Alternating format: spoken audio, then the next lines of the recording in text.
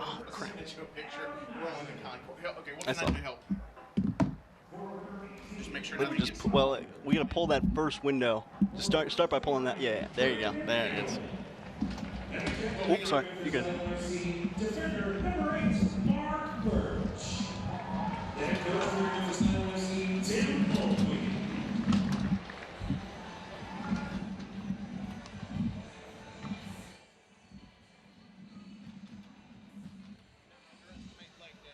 Yeah, you're right about that.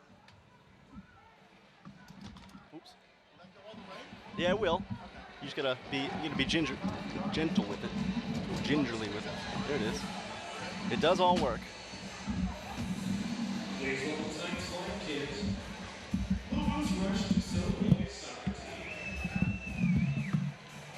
Is that good for you? It's fine with me. Sorry, we should open those before, I guess. Which finger did you jam? I was on the elliptical just goofing off. I looked up for a second and the bar and the handle Oh. just straight in. We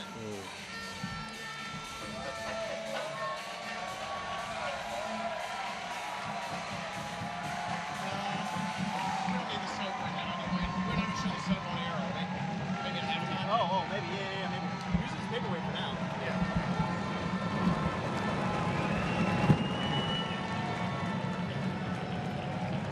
Let's send a picture of us. We were on the concourse.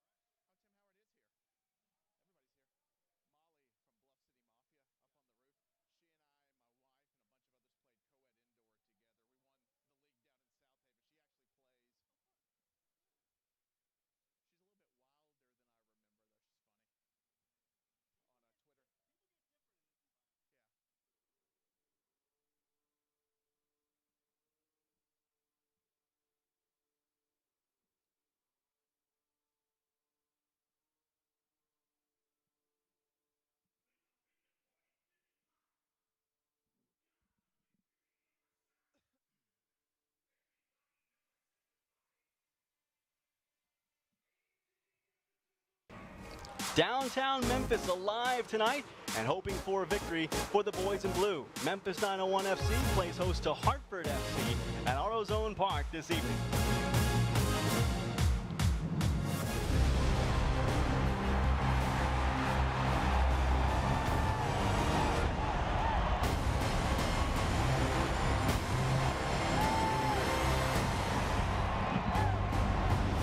Swelling inside AutoZone Park as Hartford Athletic FC comes in to meet Memphis 901 FC, two two-win teams in the USL this year. Alongside Tim Van Horn, I'm Tyler Springs.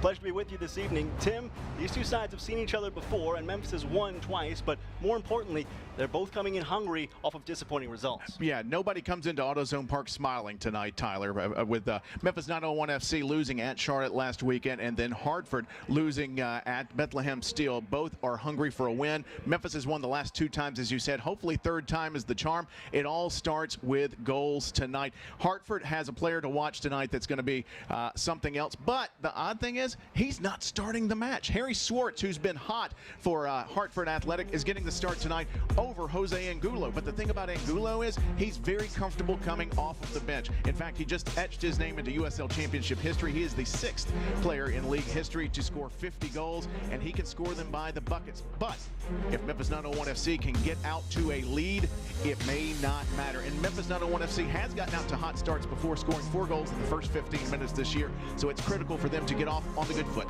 And getting off on the good foot is important, and it could be powered by their head guy, Elliot Collier. Collier, who's got 2 goals for them this season. Absolutely, and not only that, his game has grown. The Chicago Fire Loney has continued to grow much better in possession on the ball, getting dispossessed less. Not only that, but making good decisions on passing, but also able to maintain the ball and draw fouls in very critical positions, which allows Cam Lindley and also allows Adam Najam and Mark Birch to have great free kick opportunities, which could be deadly. 901 FC very good at those. Lots more to come tonight between Memphis 901 FC and Hartford Athletic FC.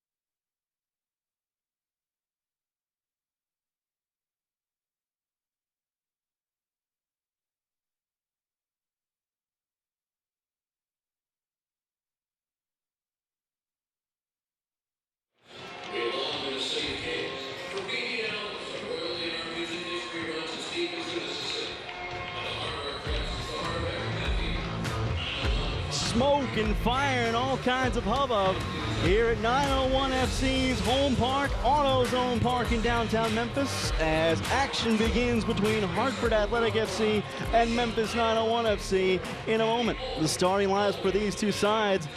Starting first for Memphis 901 FC, we have a bit of a different look than we've seen in the past, Tim Van Horn. This defense not aligned the way it normally is. However, the anchor is back in the name of our captain, number 8, Mark Birch. He's back after being day-to-day last week, and he will be welcome back. Couldn't be back at a better time. Ewan Grandison, Josh Morton, and Todd Pratzner complimenting Birch on that back line for Memphis 901 FC this evening. As for Hartford Athletic, managed by Jimmy Nielsen, they'll go with a different alignment as well. We talked about the super sub Angulo, but what about Harry Schwartz in the front? Schwartz has had 3 goals. He's popped 3 goals quickly for Hartford Athletic. Could not have come at a better time for them as they've been searching for goals. But the question for them has been, can they stop the goals from flowing in? It's time now for Memphis 901 FC's Keys to the Match, presented by MyCityRides.org. See how much you'll save when you scoot. Tim, what do we have? Tonight, 901 FC's got to outwork the opponent. Game time temperature's 85 degrees. The heat index is 94. They've got to get out and make them work hard, show some composure, finish in the final third, and win those individual battles in the middle of the field. That will make the difference on the attacking end. Kickoff seconds away with a ceremonial guitar smash, of course, included for Memphis 901 FC, and the smoke bombs filling the air with excitement. If visibility is down, energy goes up. That's how this works. I don't think that was a guitar smash. That was a guitar attack by Andre Lott. Wow. Perhaps Memphis 901 FC's offense will be just as emphatic tonight. Fireworks were on the 4th. This is the 6th. Maybe we have a few more left in store tonight. Tim Mulqueen hoping for some destruction caused by his offense this evening. It has been lightly scoring this season, but thankfully so has Jimmy Nielsen's club. They have not been the most offensively gifted team either. These two sides not high on the offense, but searching for answers, and that's part of what's led to their offensive changes in the lineups this evening. Good week of practice for 901 FC out in the heat and the humidity. Hopefully they are ready to go, and we are underway. Underway here from beside the Mississippi River as Jorgensen puts one across, trying to get control for Hartford Athletic. 901 FC, 2-8-5 on the year, but winless at home. No wins. They have lost 4 times and drawn on a pair of occasions.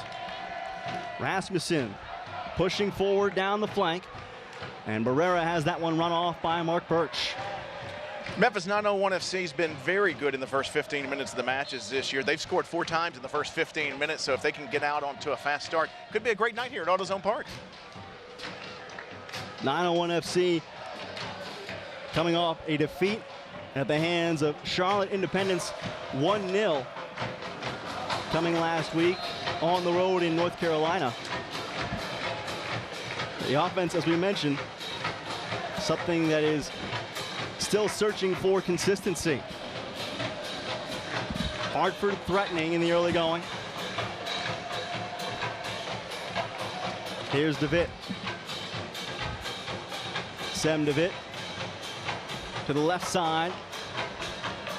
Dwayne Muckett making it tough on them. Opportunity knocks. Wojcik and Birch right there making a big difference. Further ahead with a longer ball. Unfortunately, pushed back all the way to the keeper. Kept out of the reach of Memphis 901 FC and Brandon Allen. Just needed a breather there for a second just to get it down the field, reset the formation. Memphis had 10 guys back, just needed to expand back out and reset. Brandon Allen, a newcomer to this Memphis side. Hope to see more action for him as we go through the match. Here's Barrera. Trying to stir things up. Shot from long distance, put in once, off the bar, not quite there. 901 FC with a lucky 4-leaf clover in their pocket on that try. I tell you, that shot had a bit of venom on it that came in on Levine. I think the Select logo might be on his chest. That one was shot in so hard, had trouble corralling that one, and that led to the rebound. This is a little personal for Scott Levine. Of course, Hartford Athletic, the only pro soccer team in the Nutmeg State, and Levine, a former UConn Husky, getting only his 3rd start in a 901 FC uniform. You know, there's a bit of history that runs through Memphis soccer that actually runs through Hartford. Back in the early 80s, the Hartford Hellions of the Major Indoor Soccer League were purchased by Athletes in Action and moved to become the Memphis Americans. That is a connection that I wonder if many in this crowd remember, because this soccer audience tends to skew younger, but we forget there are folks around here who have loved football for a long time. Absolutely, absolutely. Shep Messing's brother was actually one of the goalkeepers. The legendary New York Cosmos keeper was a keeper in indoor for the Hartford Hellions. And, of course, Kyle Rote Jr., the U.S. soccer legend, was the head coach and general manager for the Americans there last year before moving to Vegas. Possession maintained by Hartford Athletic. Trying to work into the offensive third. And we have, I believe, our first whistle blown in this contest. It'll turn things over to Memphis 901 FC. Hartford has come out very aggressive. And there's the shot that was ripped by Massey Jorgensen. That's the one that Levine had a little bit of trouble corralling. That comes in straight. That's tough to read. When it's a straight on angle, you don't have perspective. You put your arms out and you just try to let that die in your chest. And that had a bit of venom on it. So far, so good for Scott Levine and the boys in blue, searching for their first win at home this year at AutoZone Park.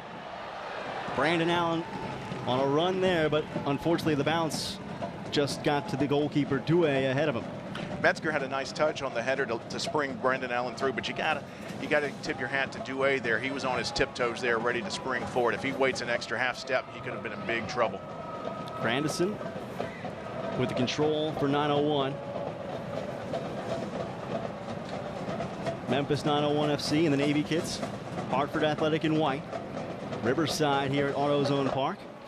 These two teams have met twice previously, but never here. Once on the road and once at home as part of the U.S. Open Cup down at Mike Rose Soccer Complex in Collierville. Both favorable results for the Memphians. Big night for Joachim Graf out there. He had a brace for the winning 901 FC. We'll see if Graf can do some damage this evening. Here's Collier. His first strike. This one's through! Elliot Collier to start things off in the 6th minute.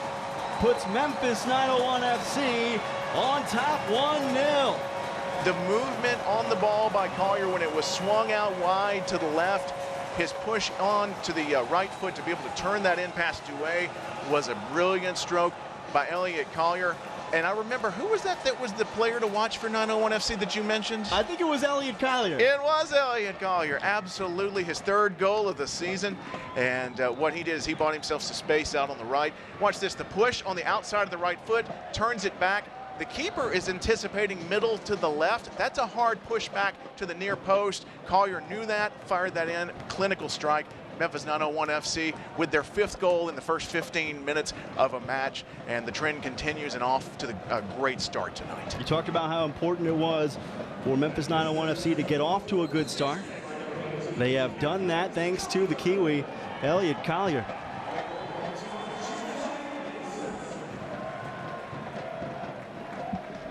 You know, I see more people still filling into AutoZone Park. A few folks missed that goal. You got to get here on time. You got to get to AutoZone Park on time for 2 reasons. One, for the free soap tonight from Buff City Soap, but for that great play by Elliot Collier. Elliot Collier cleaning up here in the first 15 minutes. And now it's important for the Memphis back line to hold their own and not allow any sort of a rebuttal from Hartford Athletic. Allen, Najam, Collier. And this will be a card. Mustard. Nicky Downs going in the book there. Tyler, before the match, we talked about Collier, his movement off the ball and his ability to draw fouls. Here's one just outside the 18. And this sets up a great situation for an in-swinger from Cam Lindley. It could be Najam, it could be Birch. Now Najam's going to walk away from that, it looks like, but look at this play again. You can see Collier keeps possession, continues to go, and then the moment that Downs looked like he was going to go in, Collier went ahead and slid the ball up the line and set himself up to draw the foul, which he has been doing a great job lately. So an excellent opportunity for Birch, but a great opportunity from Lindley here. We're about 2 yards outside the 18-yard box if you go diagonally, probably 23, 24 yards off from the goal here. So Lindley now already with a goal and an assist to his name this season, with a chance to add on. Directed right at the keeper, and Due ready for it. And on the rollout, it'll be Lee ferrying it down the side. Quickly pushed on for Schwartz. Harry Schwartz playing at the front for the first time for this Hartford Athletic side. Schwartz has been good in whatever role they've thrust him into. Started as a right back, later played as a midfielder and scored 3 goals in the 4 games in which he played in the midfield. He's very versatile, and speaking of versatile, we talked at the beginning of the match, Harry Schwartz, who started the year at defender. I mean, what kind of skill set do you have to have that you can defend and then they move you up to the front line? So, you know, both teams have some versatility there, and you have to in this league. Great takeaway in the midfield for 901 FC. Collier working with it after the takeaway from Lindley. Collier gonna lay it off on Lindley. Through the middle, threatening, but no conversion, no connection.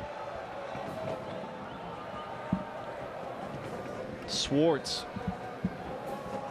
And now Levine a chance to settle things.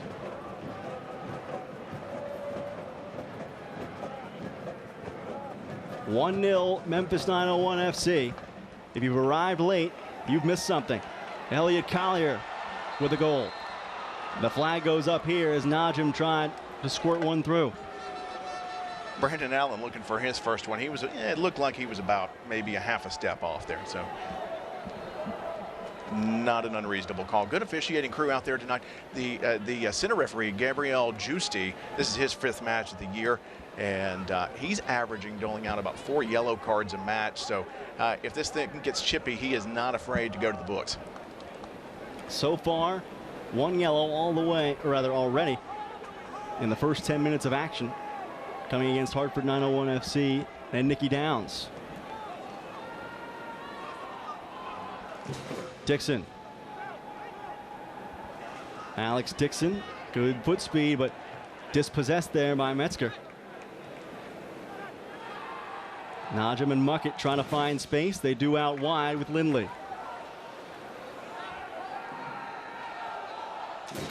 You know, Lindley's come back with, it looks like, an increased air of confidence. He was already a confident player, but getting that spell with the U.S. under-23s, I think, did wonders for his confidence and his attitude. I already thought he was a very good player, but it seems like it did wonders for him even more so. Najim. Now Collier. Second time is the charm. 2 for 2, and Elliot Collier, inside of 12 minutes, has doubled his season goal scoring total. A brace for Collier. Incredible, incredible work between Najim and Elliot Collier, and he's already doubled his goal total for the season in 11 minutes. Amazing work. Bluff City Mafia beside themselves. They're going to be tired before the end of the first half. We hope that is the case. But watch this 1-2 here. Collier, here's the receiving end.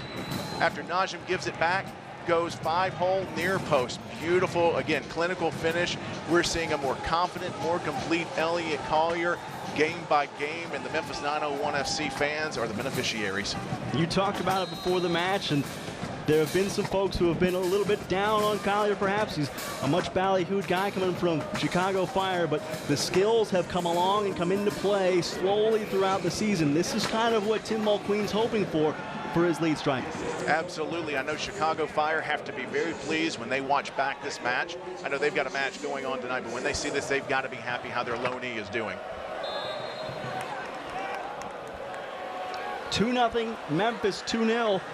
And that brings us to a perhaps potential clean sheet tonight, Tim.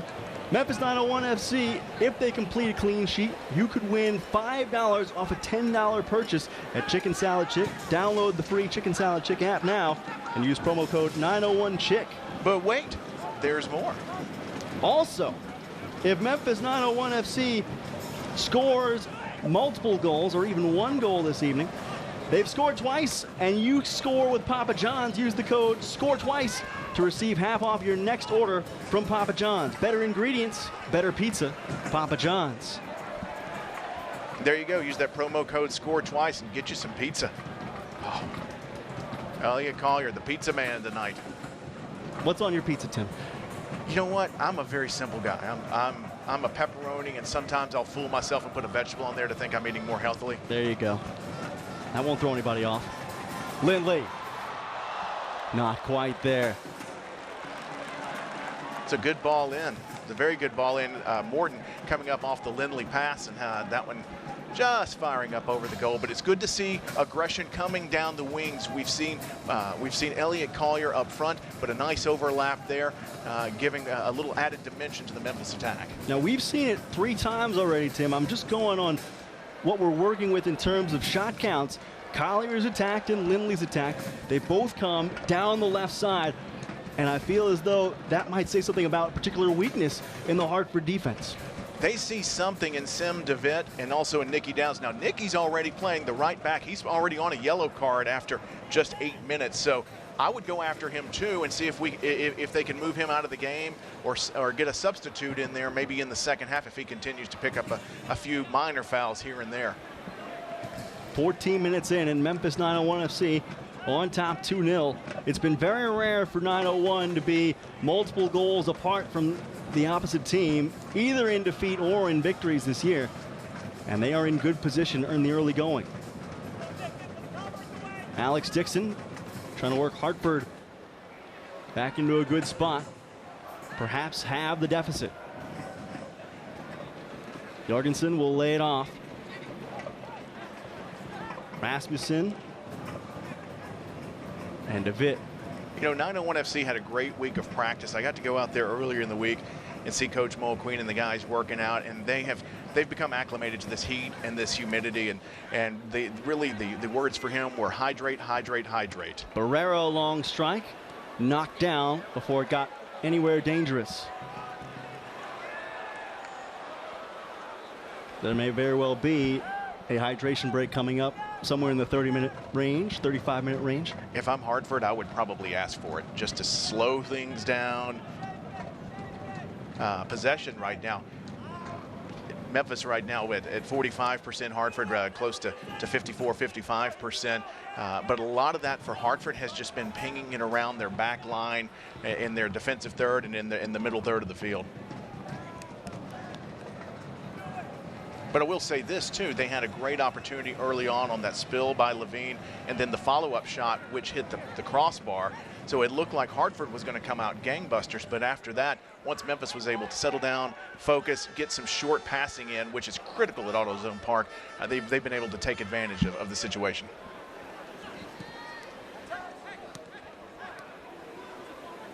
Barrera. A nice move put on Lindley there. Dixon. Challenged by Ewan Granderson, who's playing back there for the first time. We haven't seen him outside of the midfield in a while. But Granderson, part of some defensive changes this evening for Memphis 901 FC. So far, so good, though you did mention that one lucky chance where it went off the bar rather than past Levine. Yeah, that one blazed, and fortunately, it took a downward bounce. Sometimes those balls will bounce straight down. Sometimes they'll bounce into the goal. That one bounced just a couple of yards out, so a good break. But here, Memphis 901 FC's got to firm up the defense on the set piece. Pushed in near post and deflected out just wide. This will be the first corner for Hartford Athletic FC. It looked like I got a piece of Prathner going on. I think he just redirected that out. That one was, that's one of those tricky ones too, because if that gets through, the keeper's expecting a redirect, and if it comes at him, sometimes that's the last place you think it's going to go. As Jorgensen to bend it in. Right-footed strike coming. Far post and punched out of there by Levine. He gets knocked down roughly. Did he get clotheslined? It did not look as though he came down with both feet available to keep his footing on the ground. And the tensions between 901 and Hartford seem to indicate something untoward might have happened there. Let's see. Hard challenge. Did he get an elbow? The arm was up. I don't know if that was for protection or for pushing in. Nah, it looks like the back of the shoulder. Still hurts. Rough, hurts. Yeah. Levine's got a little war wound there between the eyes. But ultimately, DeVitt going in hard, but not maliciously. No, it looked bad in real time, though. Is it hard to know in that position if someone comes in on you and it happens so fast? It doesn't matter if the bus hits you from the side or if it's an elbow or a shoulder. It still feels like a bus, that's for sure. Talked to Scott on Wednesday after practice, and one of the things he made very clear, he says, listen, Tim, I'm not a 6'5" goalkeeper. I have to prove my worth by being brave and getting stuck in and going all out. And no doubt on this play, he went all out for this. I mean, look at that. He's flying, gets a great punch. Elbow is up, but it is not extended. It's not strike. It doesn't look like it strikes Levine. Timing was right, too, because DeWitt was right there. Yeah. And DeWitt gets the second yellow card issued to Hartford Athletic in the match. So now Downs and Avit, both with yellows. That's their two right backs. It's their two right backs. My guess, if I were a guessing person on this, was that the ball was already away. He didn't turn it away to play the ball. It was basically, let's clear out the lane. And the goalkeeper is one position they don't let you do that on. Nope. The rules protect Scott Levine a little bit here.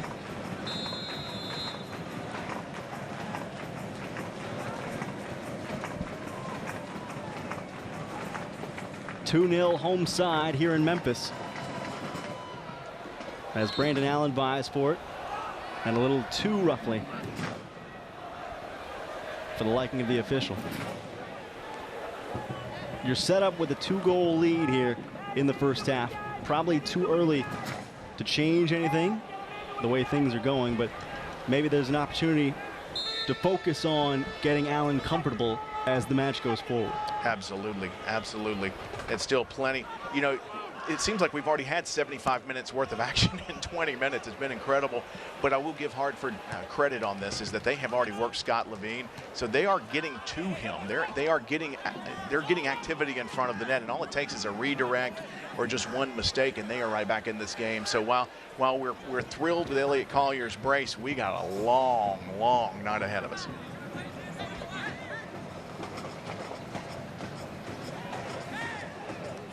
Select is the official ball supplier of the USL Championship and many of the finest leagues in the world since 1947. Select has been the leader in soccer ball quality and innovation since 1947 as well. For the latest Select products and special offers, please visit selectsportamerica.com. 2-0 Memphis 901 FC on top of Hartford Athletic. Riverside in downtown Memphis at AutoZone Park, as the boys in blue try to sweep the Connecticut side. 3-0 this year. Metzger. Cam Lindley.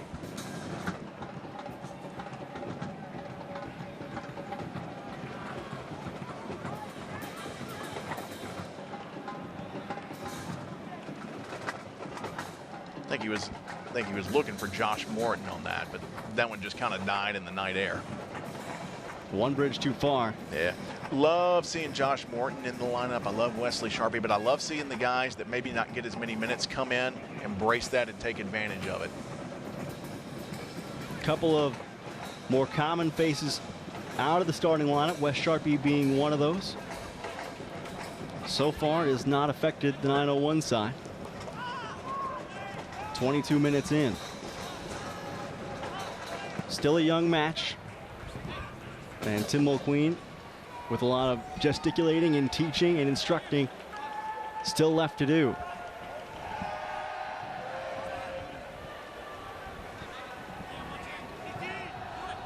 (901) FC has not won inside AutoZone Park this year. Still searching for that elusive first result with 3 points. All right, we've got a hydration break, but it looks like we've got an issue with the goalkeeper, Douay. He is down outside of the box, and the medical staff has come out to look at him. I don't know if the heat has gotten to him or if there's a physical injury.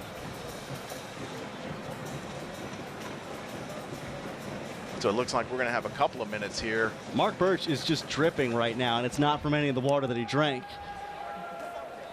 Okay, so this is an injury. Okay, so this is not going to be called the official injury break. Okay, it looks. The way these guys are sweating, yeah, I don't fault them for taking multiple swigs. The dry fit is one of the greatest inventions ever, because if you don't have dry fit, those jerseys stick to you, and then you just get hotter and hotter. So, and especially when you're wearing navy, but you gotta wear navy. It's a home game, 4th of July weekend, and they are. We just got the navy jerseys. They're just absolutely gorgeous. So it looks like Douay is up, and we might have a change oncoming. Now, Frederick Douay has split time this year, to be fair, he's not the only one who's been available. They've got Novotny and Lissick. Lissick would be my guess for who's coming on next. That is Jacob Lissick. Okay. Mike Novotny, not the preferred choice. It is Jacob Lissick. Those two guys have split match time 8 and 7 on the year. So it's not as though Hartford is getting someone completely fresh into the game. This is someone in Jacob Lissick who has actually seen some time, quality minutes for Hartford Athletic. Douay off, Lissick on as we tick past the 24th minute. Looking at the stat, I can't tell what they were addressing, if it was simply dehydration or if there was a physical injury. I didn't see any particular physical tests for Douay. But here comes Lissick, as you mentioned, into the goal, and while it's good that they've got a guy ready to go that has experience, tactically now they're one sub in the hole, and we're just 26 minutes in. Jacob Lissick, 8 games this year, 15 goals allowed, 2 per game on average, 45 shots on goal faced, 32 saves, actually 3 more than Frederick Douay on the season. But 1 sub down for Hartford Athletic and 2 goals in the hole already. I got a note, by the way, the yellow card from when Levine got his clock cleaned a few minutes ago was unsporting behavior, endangering an opponent. Was the call on that, was the reasoning behind that. Levine certainly in harm's way in that instance. Got the worst of it, had to be tended to for a little gash between his eyes. But Memphis so far has done most of the striking between the eyes. Elliot Collier with an early brace to put the home side up.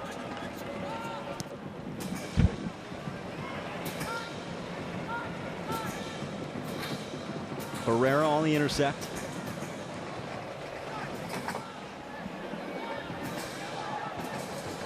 Pushed inside. Nice little run by Alex Dixon, but taken away by Grandison. Shadowing him like a glove. Good read, too. Good read, because you think growing up in Little League soccer that if you're right back, you don't cross the center of the field. He followed his guy all the way around. Good assignment following there. Into the 28th minute. Birch. Herrera. Clever inside, but too much traffic.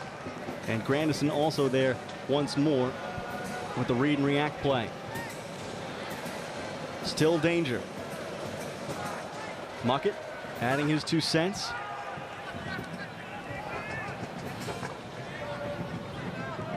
Rasmussen trying to find someone to feed. And it kicks back Memphis's way.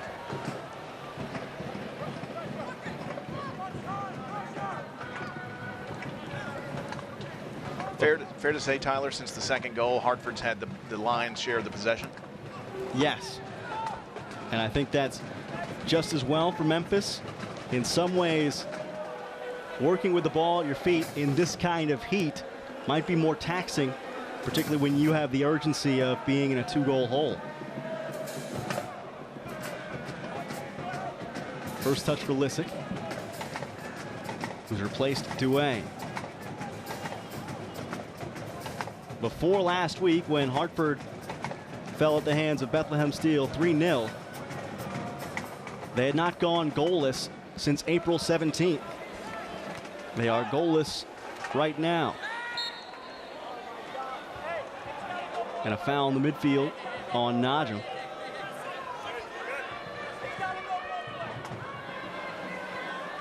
Is it me? I would never do anything like that. It's never you, is it? No. Although both hands in the air is a sure sign of guilt. But, you know, when you point yourself at me, it's like, no.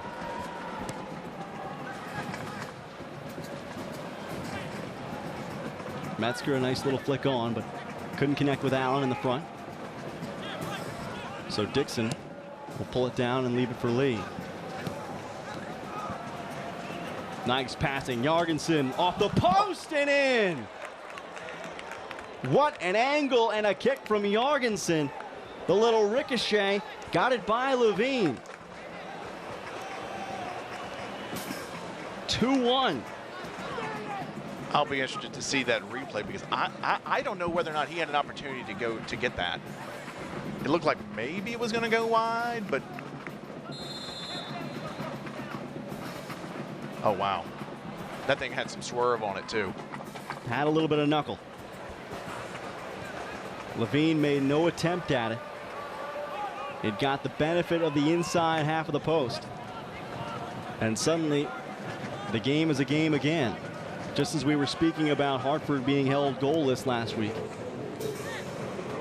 They come in and ruin the clean sheet for 901 FC.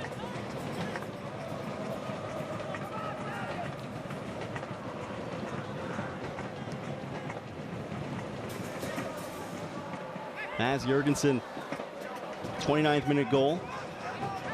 He's cut the deficit in 2. More threats. Barrera trying to go far side and swung it a little too much. Levine's yelling, close him down. He had a time to take, well, let's count the touches. 1, 2, 3 touches to have his shot. And you can see right there at the corner, Levine wasn't too happy with that. Next 5 minutes or so, or until if we do get a hydration break, Tyler, are going to be critical for 901 FC to just settle back down. We've got the lead. Let's get some possession. See if we can build on this, get to the half. But the next 5 minutes or so are going to be key. Najem heading on to Muckett. And Lee will push it away to safety.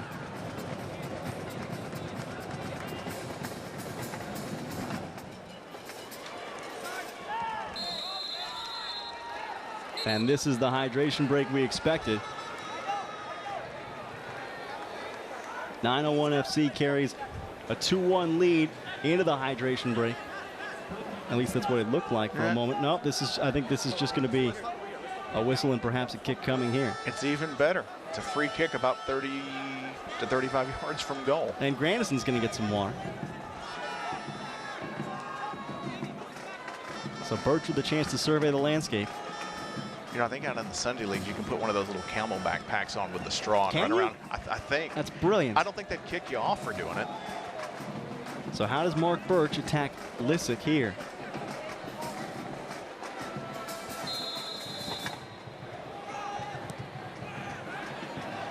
Lots of bodies, and Birch scores on the free kick.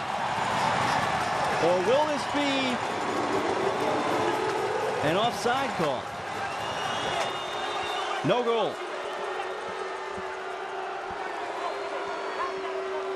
Didn't see a flag up, but it is waved off.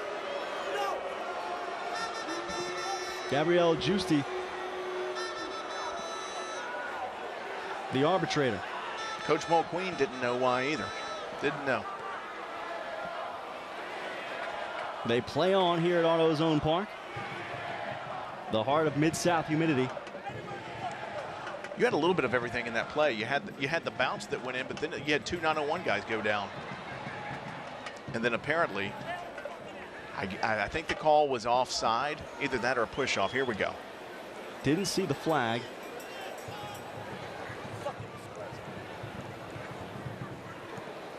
That bump at the front, maybe? Maybe, because the referee pointed to his assistant referee who had made the call.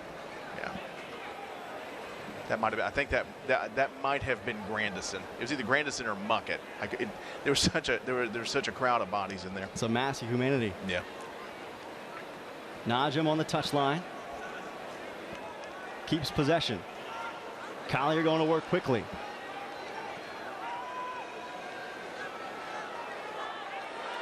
Lindley.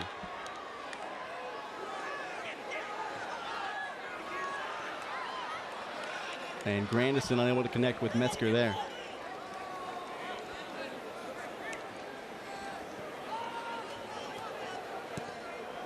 Alongside Tim Van Horn, I'm Tyler Springs.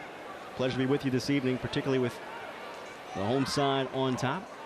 Memphis so hungry for a win at home, something they've not had at AutoZone Park this year.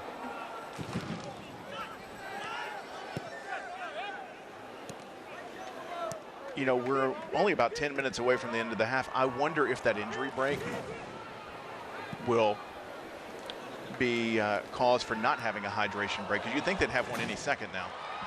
Muckett knocked roughly off the ball, but not to the eyes of the official. Lee able to put it down the left flank. Dwayne Muckett, who's seen a lot of action this year for 901 FC. Looked like he just got forearm shivered there. Yeah. Yeah, the hand came out. At the very least, it looked like a foul. Barrera has his pass taken away. Metzger with a nice little move to free it up and reverse the field.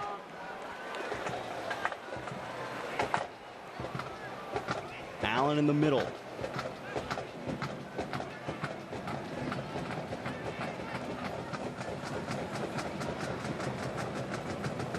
Hartford's made a little bit of a change in the back line. They've moved Kunga out wide right now, moved Downs to left center. Here's Dixon. Alex Dixon can fly. Falls down, but pinballing around deemed to be his own fault.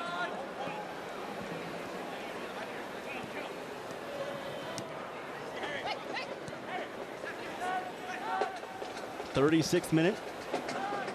Elliot Collier's brace putting the Memphians on top. The answer from Maz Jorgensen, using a friendly ricochet from the left post. That's where we stand at present. Still keeping an eye on Danny Barrera for them. He was Sacramento Republic's all-time assist guy, so he's going to continue. Watch out for number 80. He's going to continue to funnel passes up to Swartz and the rest of the Hartford attack. Haven't seen a lot from Swartz or from Boychik here in the first half. Grandison.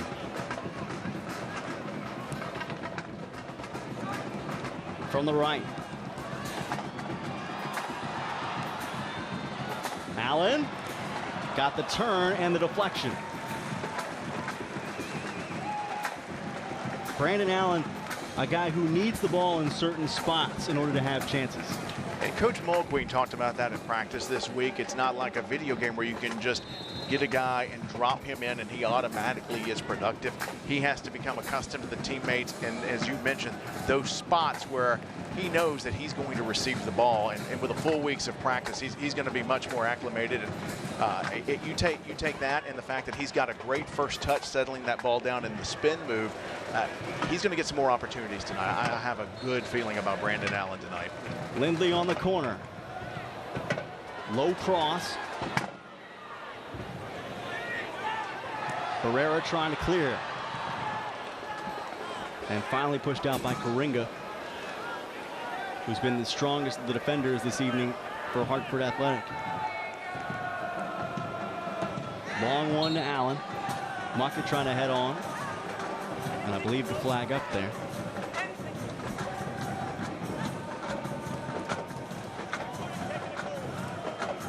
First couple of minutes, it was all Hartford Athletic on the attack, and then it became all 901 FC for about a 15-minute span. And since then, I'd say it's been a little more Hartford than it has been 901 FC, but 901 starting to build a little bit more of an attack here, but Hartford also finding their footing and a bit of confidence here to close out the first half. And it's really important for 901 FC to close this half out, because over the course of the season, in the last 15 minutes of the first and the second half, 901 FC has given up 13 of their goals this year. Got to finish strong here. Battery's running maybe a little low, closing in on the halftime mark, particularly in this Memphis humidity, which hangs on everybody like a blanket.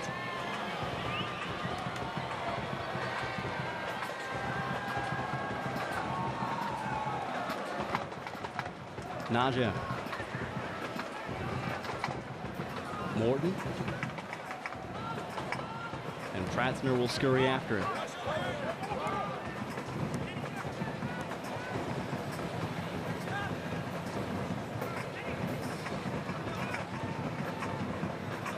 last 6-7 minutes of the half are also going to tell who hydrated, who rested over the holiday, and who didn't take their respective coaches' wisdom to heart. This is this for either team right now. This could make or break the game these last few minutes of the first half, because 901 FC's only gone in to one match this year in the USL Championship with the lead. It was a match, in fact, that they did not win. Collier, great diving save by Lizick to his right.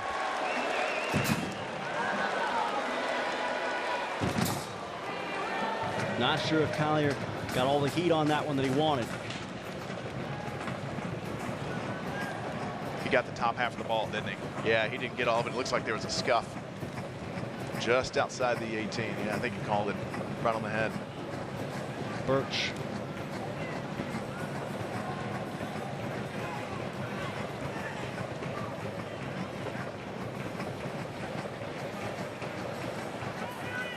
Baseball's equivalent would be hitting it off the handle.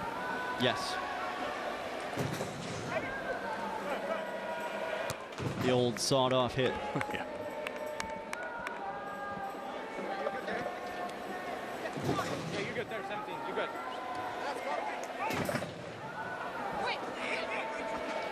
Grandison will feed Allen. And across for Collier. Elliot Collier. One-on-one. And Kunga right there to shut the door.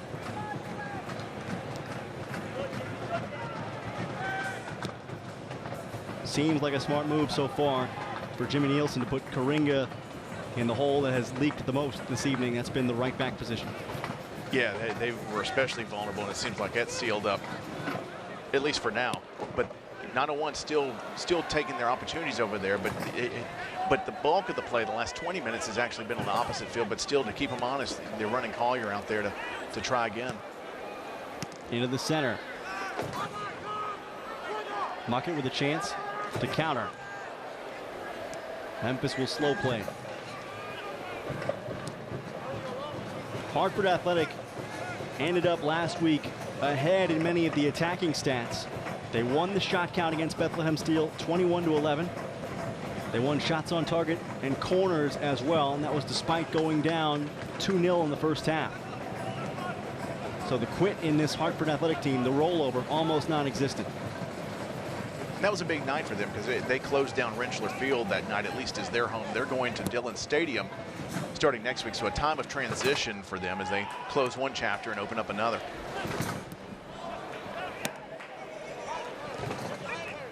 .901 FC trying to down Hartford Athletic for the third time in 3 meetings. It's Barrera. All right, we've got, is that Lindley down? They're playing on. And, okay, they finally kicked it out. It is Lindley down. He's grabbing his right leg.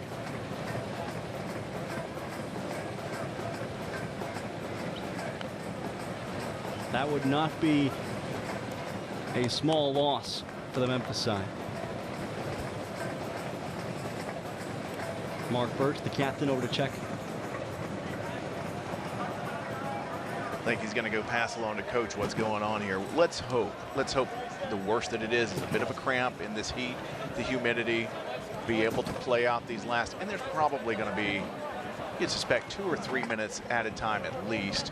Get through that, get to the locker room, see where we stand, and reload for the second half. We'd be surprised if it wasn't 4, given how many stoppages we've had just for checks. Plus the substitution already. That's Yes. true. That too. And of course, coming up at half, we'll have a look around the league. A lot of action going on in the USL Championship. A lot going on. And of course, here we are, 17th and 18th respectively in the Eastern Conference. But this is just a huge match for both clubs, and it could be a great springboard, because the rest of this month, 901 FC faces nothing but top 8 competition out of the Eastern Conference. So if they're going to get something going, tonight would be a great night to build some momentum. Points of priority for both these sides, but particularly for Memphis. The way the schedule sets up in the dog days of summer. Lindley set to come back on. Re-entering the fray for Memphis. 901 FC back to full strength as Grandison vies forward against Dixon down the side. Good turning move for Grandison. Hartford Athletic trying to keep the pressure on. Barrera. Short feed to the right. Chipped on. No one there on the receiving end, and Grandison knocks it out. I don't think he knew whether or not he had somebody on his back doorstep there, because it seemed like his first instinct was, I'm not going to look around. I'm just going to get this out of danger. We'll reset this. And there you have it. 5 minutes of added time for us here in the first half. Memphis has allowed 3 goals in stoppage time. Both halves put together so far this year. Near post, Birch there, sniffed it out. Hard charging come the Memphians. Collier was out ahead of the pack for a moment, and a whistle will stop things. It's going to call Allen for the foul off the ball. I think in the NBA we call that an illegal kick. I think. A moving screen? Yeah. Hey, you want your forwards aggressive though, right? You do, without a doubt. There's been no sitting back in this first half. Grandison and Swartz down the line there. We're going to have a corner coming up, but there you go. Yeah, just a little bit of a nudge. No hard sell there, of course. Sam DeVitt wasn't selling that one. No, it's never sold. No.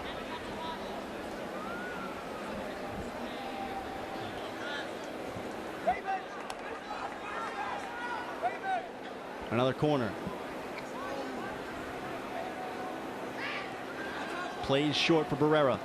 Chipped on, but cleated down by 901. Levine will race off his line. He can bring that in. He's good. Did you hear Levine on the corner kick once the ball was headed away? I heard him. You could hear him up here in the press box scream away. He's not shy. And that's what you want. You want an aggressive keeper. He was. He's back there taking charge, and that's what you need out of your backstop. Can't be just a shot stopper when you're that size, especially. Yep. And Scott Levine, in a lot of ways, playing in a miniature contract situation, just because this is the most run he's going to get, since we don't know what Jeff Caldwell's return to the team will bring.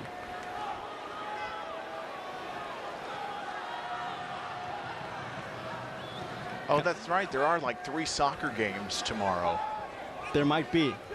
There might be a lot of soccer going on The tomorrow. Women's World Cup, the Gold Cup, and the Copa America finale all on the same day. And of course, Sean Johnson, the keeper for New York City FC, is away on U.S. national duty, and that's why Caldwell was brought back. Recalled to New York City FC at least for the time being. So Scott Levine trying to make the most of his chances.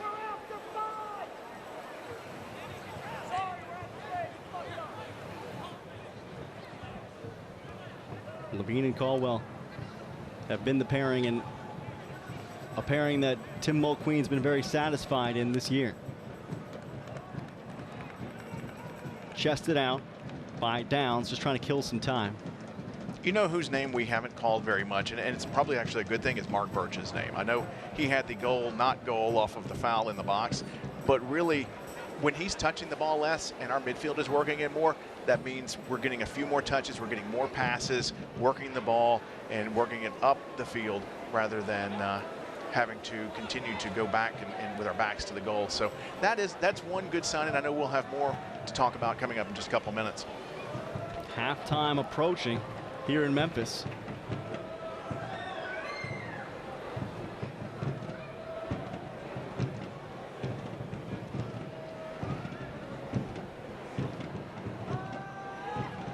Four home games this month.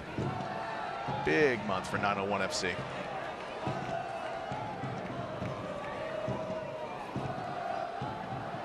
Bluff City Mafia out in force this evening. Seen and heard. And they have had quite a lot to cheer on. What do you think about that new rule that went into effect for the leagues that begin June 1st with the goal kicks, where your own teammate can be in the 18-yard box and receive it? That won't go into effect here until next season because our season had started. Good, bad, indifferent? Kind of indifferent. I guess in some ways you're asking less of your goalie. Looks like we've got one more bit of important action here before the half closes out. Grandison with a foul just outside the box. He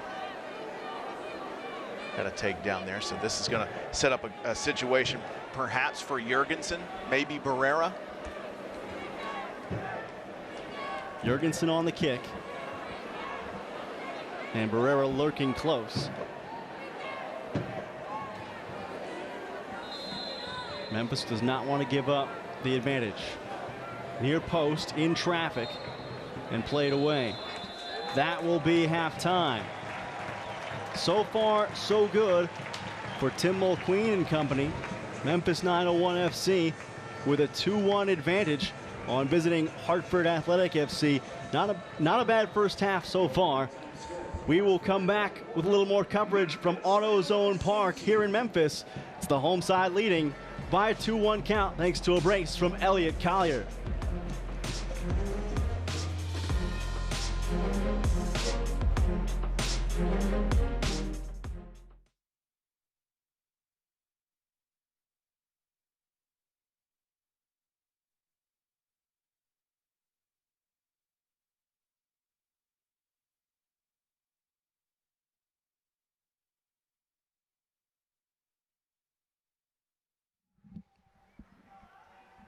Yeah.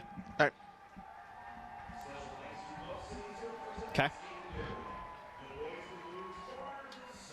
Okay. Very good. Hey, thanks, Tyler. Okay. I've never done soccer match before. You're fine. So You're doing fine. You're doing fine. Yeah. No, it's don't feel you. First of all, I want to say everything you've contributed has been great. You don't feel compelled to talk. You know, like don't say something just because you feel like you have to say. I feel like I filled when I didn't need to, so I'm going to work on that in the second half. But don't be too critical of yourself. Again, we're still finding our way around each other. I want to. Okay, so I'm not as familiar on the rule ad as you are, but if you have an opinion on it, I want it. Okay. Definitely. You got it. Definitely.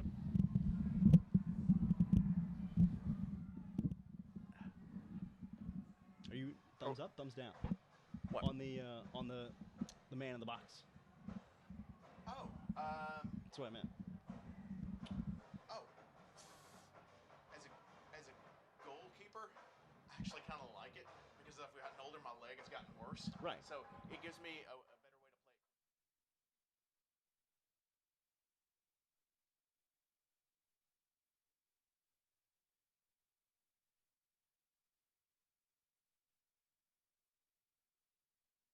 Man in there? Yeah.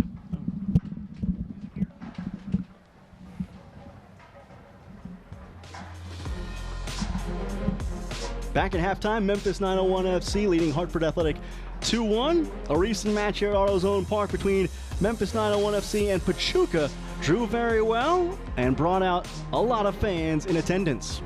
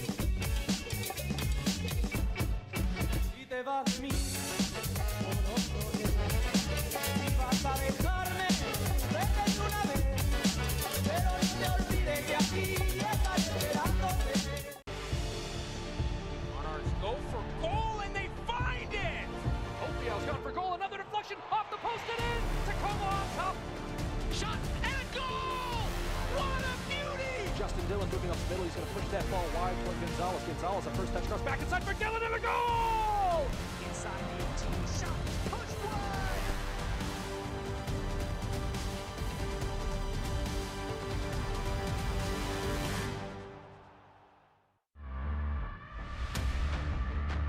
Finish!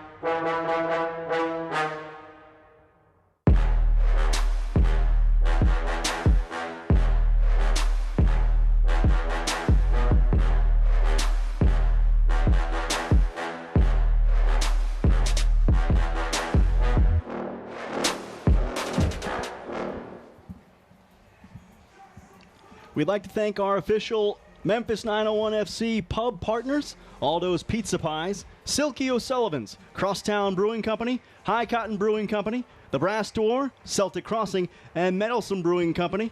You can watch every Memphis 901 FC match, home and away, at these locations, including Memphis 901 FC's next road match against the Charleston Battery, July 13th at 6:30 p.m.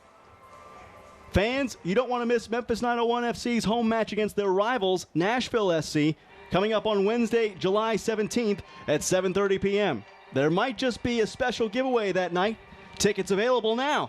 Call 901-721-6000 or visit memphis901fc.com for tickets today.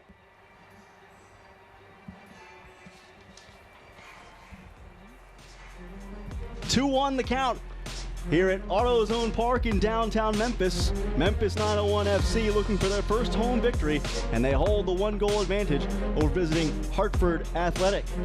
So far, so good for Tim Mulqueen's side as they try to sweep Hartford this evening. Great action tonight here at AutoZone Park on Saturday evening. Memphis with a brace from Elliott Collier in the lead 2-1, and the answer from Maz Jorgensen for Hartford. As we look around the league, a number of storylines to follow this evening. Louisville City FC against Nashville SC. After winning back-to-back titles and the 2018 Golden Boot with Lou City, it's Cameron Lancaster who makes his long-awaited return to Slugger Field as a member of the Eastern Conference rival Nashville SC. Those two sides separated by just 4 points in the standings. Lancaster, after an injury-hit start to the season, has found the back of the net 3 times in his last 4 games. That brings his total up to 5 on the year. Also this evening, Charlotte against the Pittsburgh Riverhounds. Both these teams have turned it around after shaky starts. Charlotte has 2 wins and 3 draws to its name after sacking its manager. Drew with rival North Carolina FC 1-1 earlier this week. Pittsburgh has won 4 straight, including a defeat of Bethlehem Steel 1-0 earlier in the week. These teams drew 0-0 earlier this year. The halftime stats between Memphis and Hartford Athletic.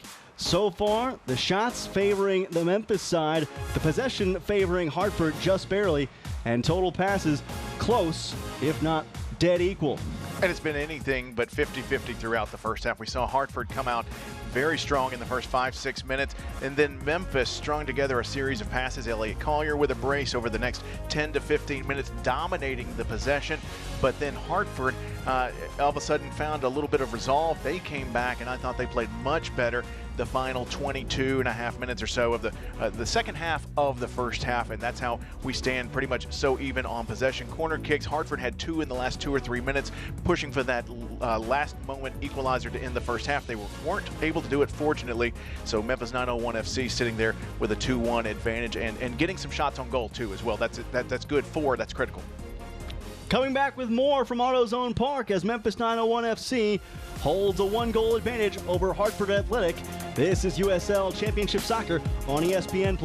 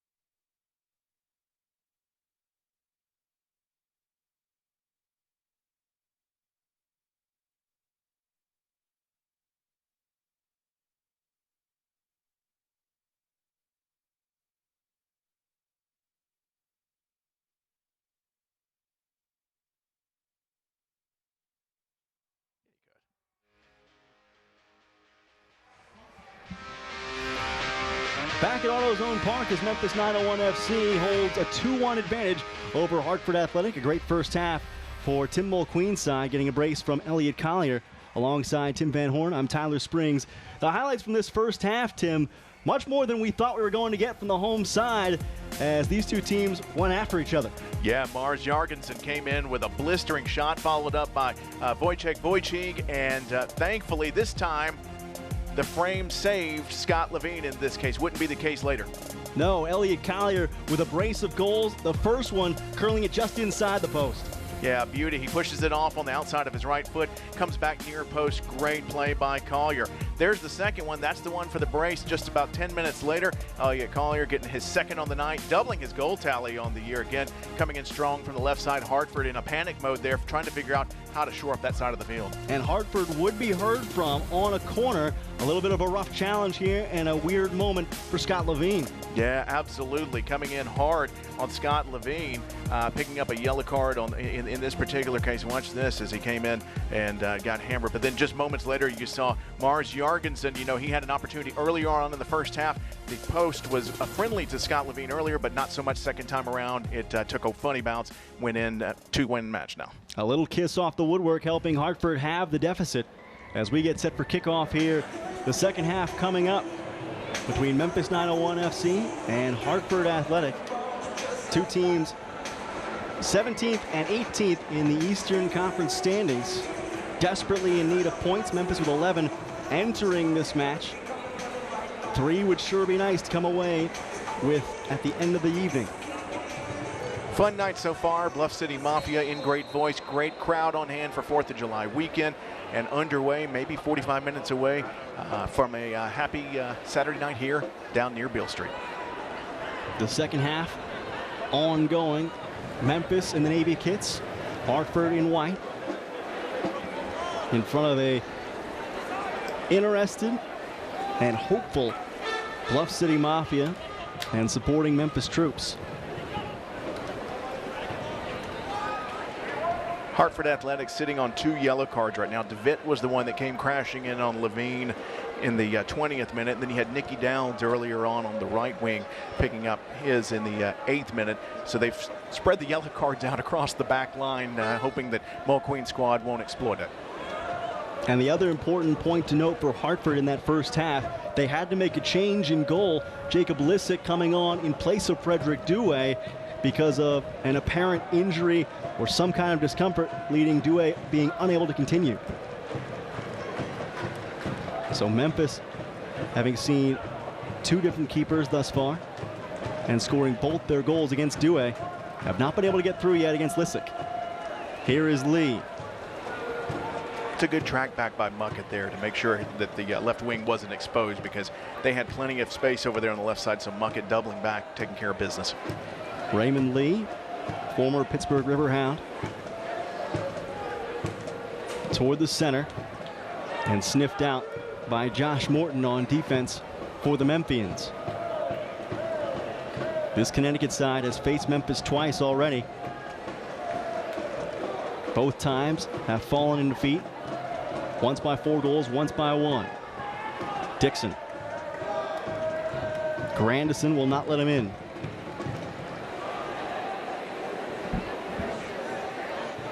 And this will be out for a throw.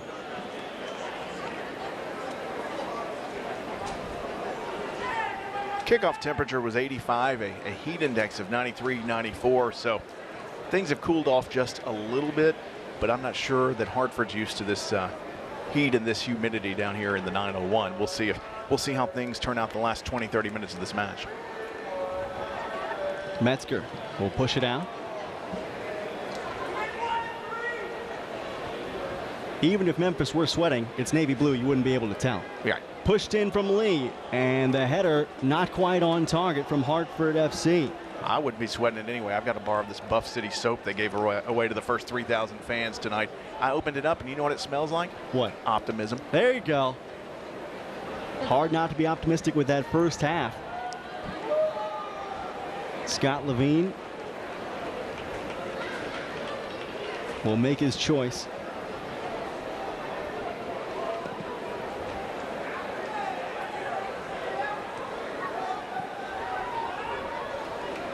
Muckett and Grandison.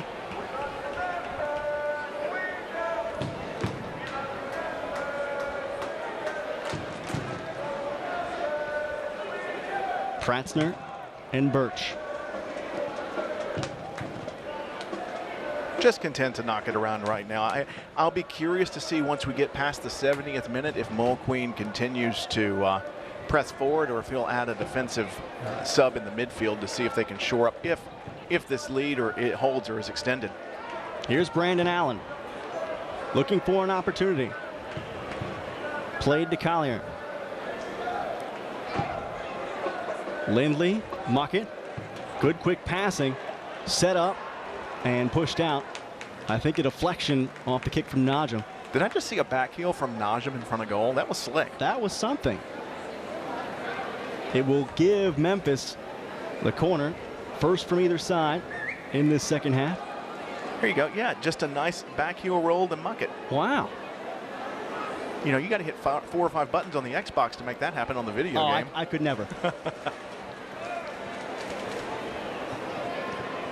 Near post, play to the far post, loose in the box for a moment, and now a foul against Memphis. Metzger a little too much of the body. And Dan Metzger will draw the yellow card.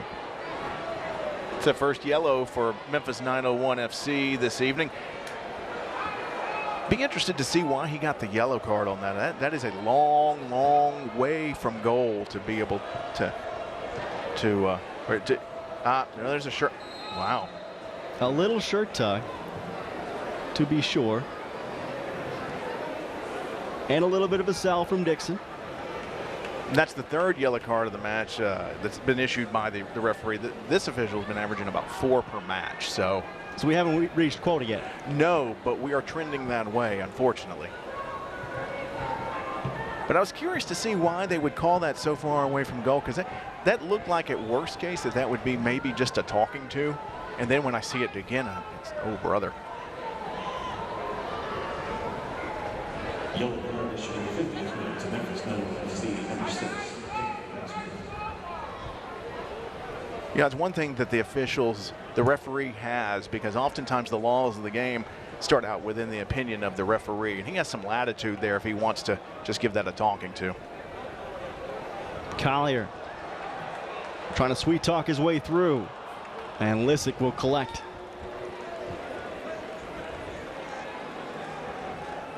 You made mention of it there in the first half when Collier had his brace, but he has been someone who's looked more and more comfortable progressively throughout the year with the ball at his feet. And even in traffic there, you felt like the chances were good that he might find a possibility. Sure, took on a player, beat him. He was very proactive there, and that's what you want out of your strikers, to not just give up and dump the ball off. You want him to go at the opponent. Alongside Tim Van Horn, I'm Tyler Springs. Thanks for joining us tonight on ESPN Plus, CW30. Wherever you may be watching from, as 901 FC and their supporters come away from a first half hopeful that they can gain their first ever victory in the confines of AutoZone Park. They've drawn here before, they've never won. They've won at Mike Rose Soccer Complex east of here in Collierville, but never in the building they share with the Memphis Redbirds. It's a good non-call by the referee there. Let the guys play. Very deft footwork for Lindley, combining with Morton there. And this will be a yellow. There's 4.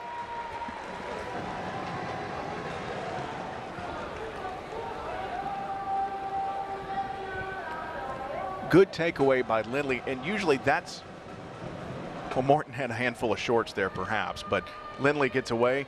And usually when you get the ball taken away from you, that's when you're most likely to go foul somebody, because you're mad. I mean, and you see it all the time in basketball, where it'll be a breakaway and someone will chase him down and foul him, and it'll be an and one.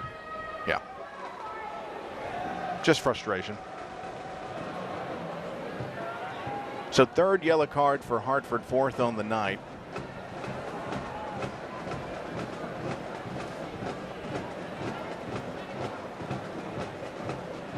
Hartford on the season, team that's been cautioned much more in the second half than before the break. 6 cards entering tonight in the first half. That doesn't seem like that would be unusual, because when you're trailing, you're going to play more hardcore, more desperate to try to catch up. And they are trailing 2-1. With a goal from Mads Jorgensen notwithstanding, just ahead of the 30-minute mark in the first half.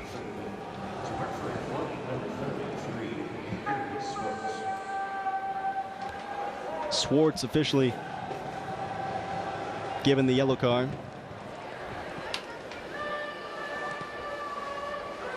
As Tim mentioned, the third against this Hartford Athletic FC side this evening.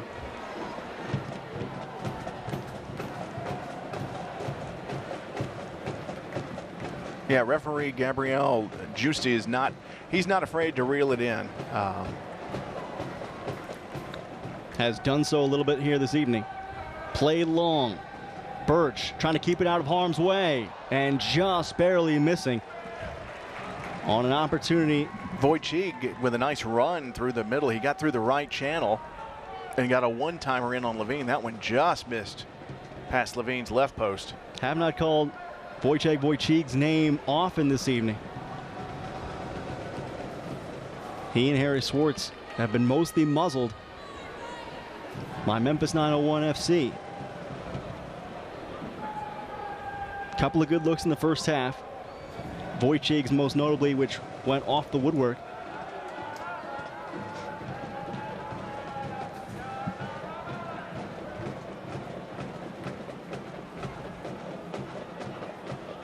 As I mentioned about Giusti, the referee, he's part of the pro development program, so he's got eyes on continuing his growth here and to other domestic leagues perhaps. He comes out of the Florida State leagues. The shot is just wide. A long left-footed strike from well beyond the box. Again, Wojcik in there trying his luck. And by the looks of that, not that far off. Time and room, and forcing Levine to make an athletic swipe at it.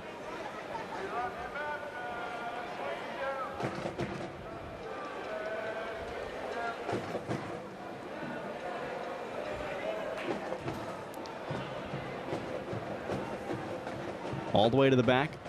Lissick playing hot potato with it.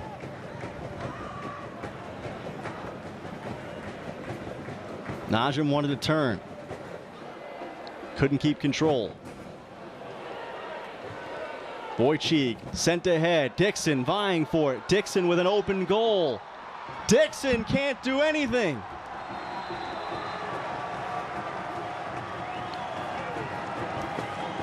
Contemplation bit Alex Dixon there. Tyler, that play had disaster written all over it. Memphis got caught with 6 men in the attacking third, and once they were able to break that line, look at this through ball here to Dixon. It's brilliant. Levine and Grandison collide. At this point, it's tuck it to the inside and then just roll it far post. Dixon, I think his eyes got big because he stayed outside and rather take that extra touch. See that touch right there? That one actually bobbled away from him, and once that happened, it was all or nothing for him. And now we've got a little activity off the ball too, as Birch picking up a yellow card. And I believe that was on the trailing play behind on the through ball, as he had been caught up near midfield on the play. I have not seen this rash of yellow since going out and seeing the sunflowers at Shelby Farms. I had a feeling you were going to say that or a SpongeBob reference. Well, I don't have kids, so I can't make the SpongeBob reference quite so easily. You don't need kids to watch true. SpongeBob.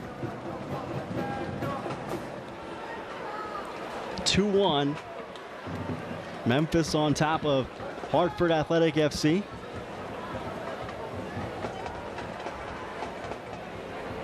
Now, Paw Patrol's a different story. You need kids for that. Allen patrolling the Hartford back line, seeing if anything will drop off the plate. Steady since they have switched in the back with Kyle Kunga going to the right back position. Here's Dixon on the feed. Far post, and Levine able to see it and snatch it.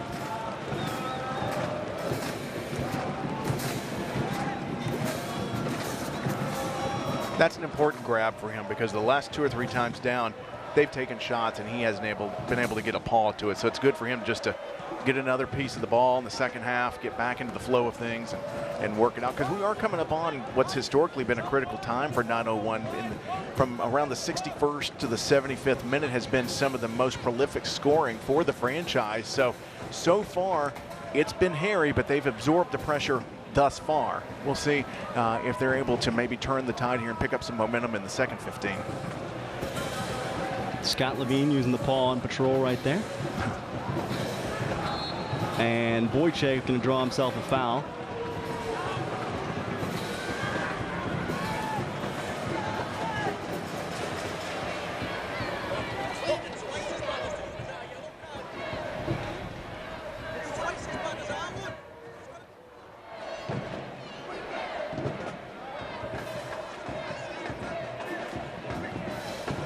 We saw how valuable a free kick could be earlier. Mark Birch had one go in, but had it called back. Probably too far in this instance for Hartford to attempt a long one. They will play with spacing.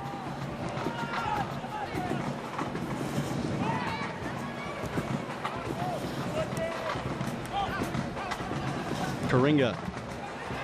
Herrera turns. And Muckett on the intercept.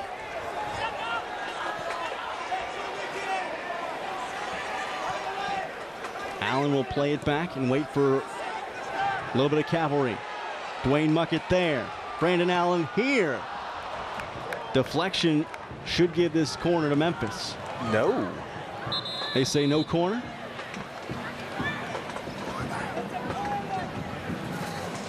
We have a sub coming on momentarily. The assistant referee is pointing goal kick. So it's 2 against 1. And Giusti will leave it that way. At least in my mind and in my heart, it was a corner kick. Things are not always what they seem to be. No.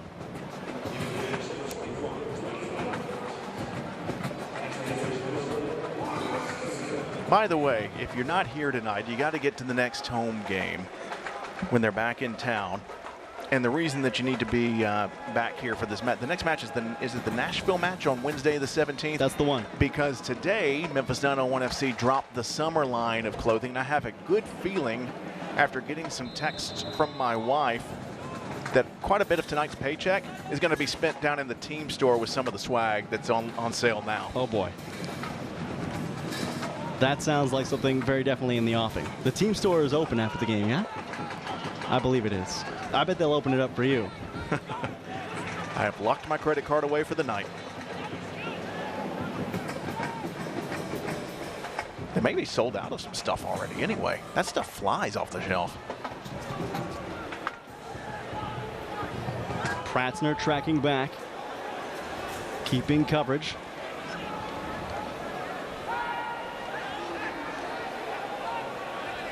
Dixon gonna try it from distance, and a hop into the belly of Scott Levine.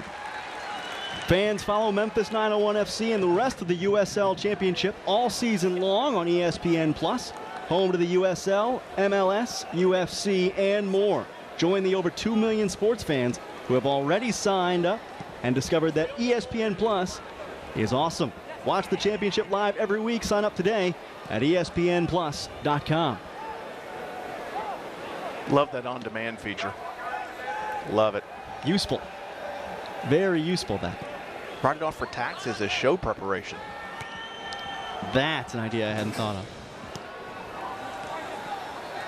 2-1 Memphis on top of Hartford Athletic FC. 901 looking for victory 1 here at home. Collier going to draw the foul after getting pushed down from behind by Kunga. Just remember, it's not binge watching if it's for work. I don't suppose that applies to Netflix. If it's a soccer documentary, maybe. This is an interesting setup here. Birch is about, I'd say he's about 40 yards out from goal. I think what he's going to do here is try to lob this somewhere between the 6-yard box and the 12-yard mark there for at the penalty spot. I think he's going to try to lob that in there. Hartford playing a high line around the 12-yard mark. They're going to try to catch us offside.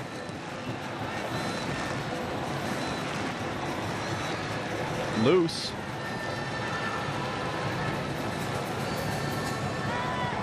And ultimately, nothing for Memphis.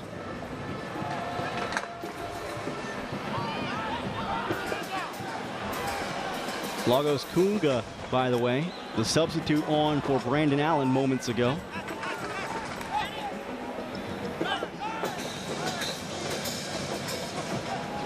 Kunga, a relative newcomer to the Memphis side, 20 years old, homegrown with the Atlanta United program.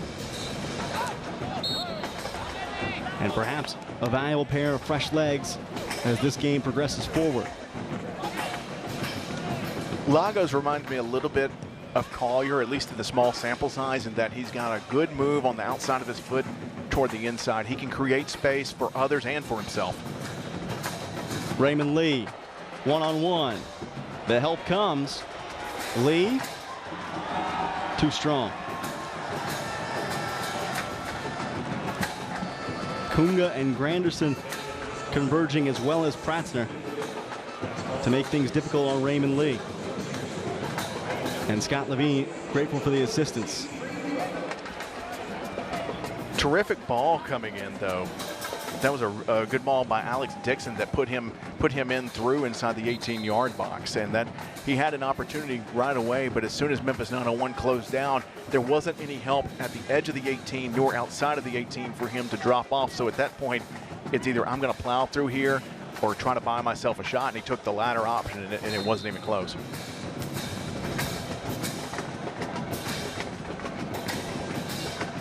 And that's the beautiful thing about soccer. It's one of the sports where you can go backwards, and it's perfectly fine, and it's usually to your benefit. Here's Kunga now, top of the 18. Now Kunga. Inside the 6. Close but no cigar. Found too many guards at the gate.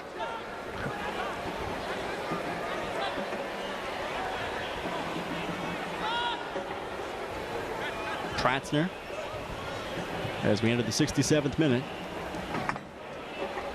On to Naja.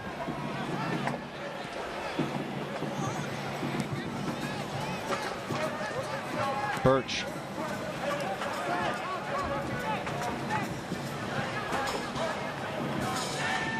Little give and go. Didn't quite succeed the way Memphis wanted. He might get a talking to on that one. Referee checking on him. We'll see. It may be nothing more than a goal kick. It looked like there was some contact pretty close to the dasher boards behind the goal.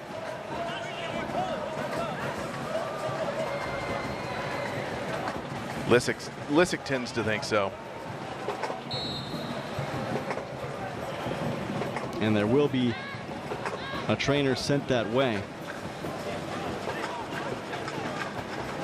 Yeah, Morton's going in the book. This will be a yellow on Josh Morton, the former California Golden Bear.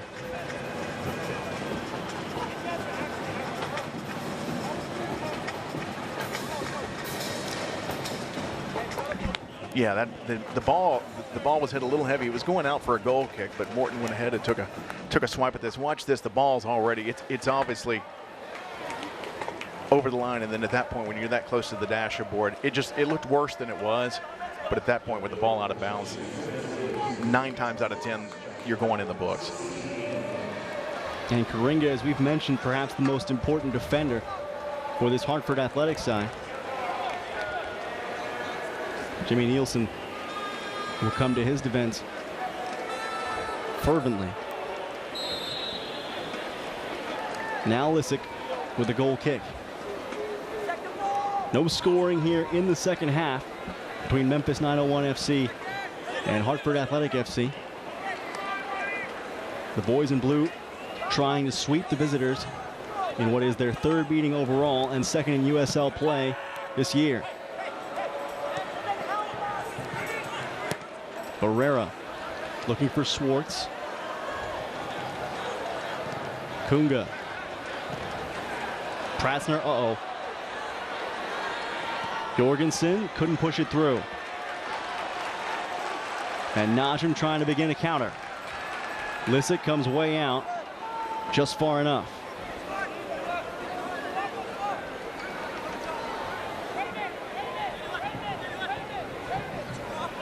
Three points on the line for Memphis 901 FC, a team with only 11 entering this evening. Hartford only with 10.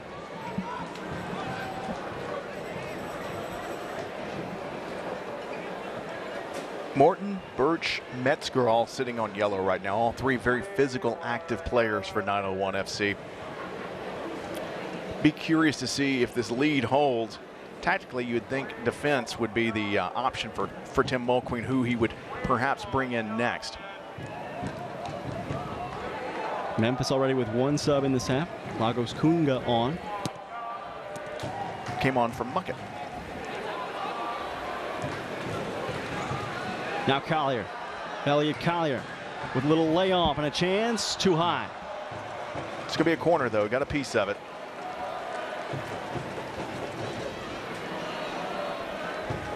The deflection coming off the foot of Adam Najim.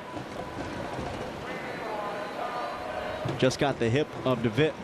We haven't talked too much about Adam tonight, but in Birch's absence, I thought he was a perfectly serviceable captain. Thought he did a terrific job in his absence and has been a leader on the field, even with Birch on there.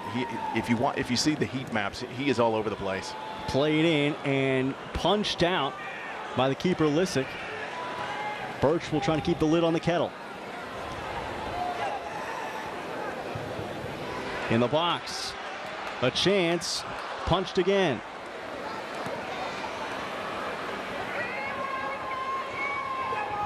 Tyler, I think that shot by Morton knuckled on Lissick because it came right at his chest, but he chose to just punch that away out of traffic. Most times you would catch that, yes? I would think he would lean into that and absorb that, but from that distance, maybe he just figured better safe than sorry. Levine will give it right back. Icing it down to the other end, essentially.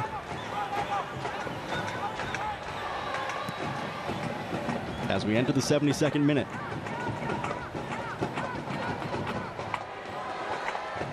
Memphis almost through their power zone, where they've scored 6 times between the 61st minute and the 75th minute this year.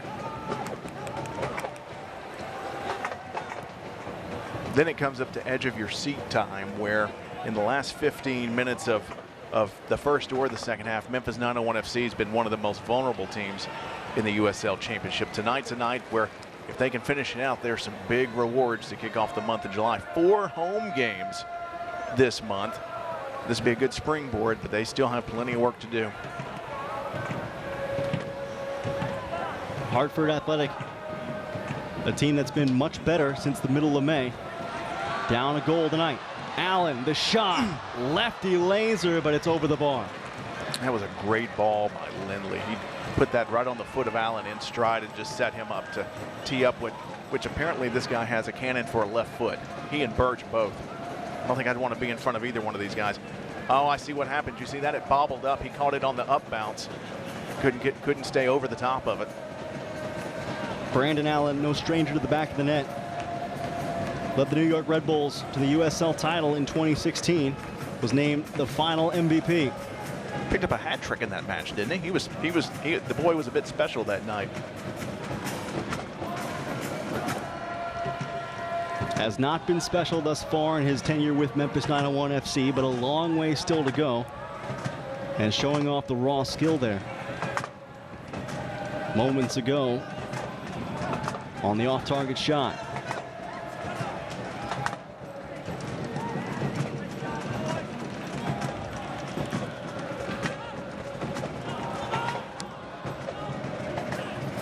Looks like Jochen Graf is up next. Now the question will be, who will it be for? And it looks like it will be for Allen tonight. Graf, who scored a brace against this Hartford Athletic side in the U.S. Open Cup match between these teams at Mike Rose Soccer Complex back in May. Will take the place of Allen, who gave a strong effort tonight. First time he's practiced with a full complement of a week working with the team. Showed himself capable even without the goals. So here is Graf on in his place.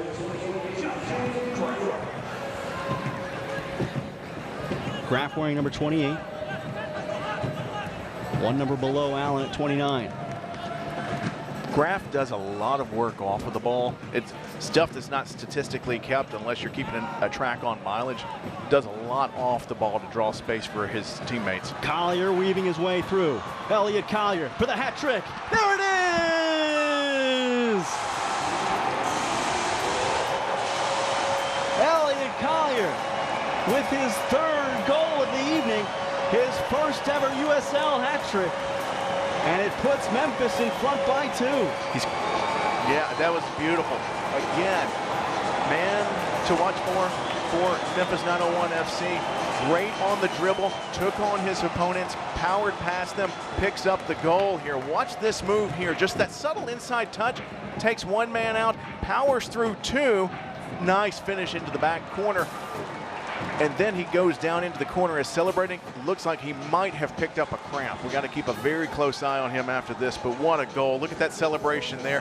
That's a guy that looks like he is on top of the world. Scored the first goal in franchise history back in March, and now comes away with a hat trick in what Memphis hopes to be their first ever win at home at RO's own park. You would hate for him to be kept out of further action. I do worry about those dog piles that happen in circumstances like those, when everybody's jubilant and nobody knows what to do except fall on top of one another. Hopefully nothing irreparable happened to Collier right there. Okay, Collier's going to call it a night because he's applauding the crowd. So Collier's out. Morgan Hackworth is in for him. And then also, while they were tending to Collier, Tyler, it looks like Hartford subbed in Ryan Williams for Paul Rasmussen. So Jimmy Nielsen going deeper into the bench. See if his side can somehow find a way to close the gap in the final quarter hour. We begin the 77th minute with Memphis leading 3-1.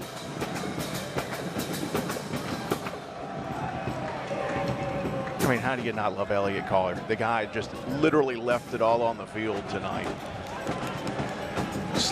Would it be safe to say that that last goal was a slalom? He slalomed through the defense, because that was just beautiful work. And then you do all the work, and then he puts the exclamation point on the finish to complete the sentence. It was wonderful work.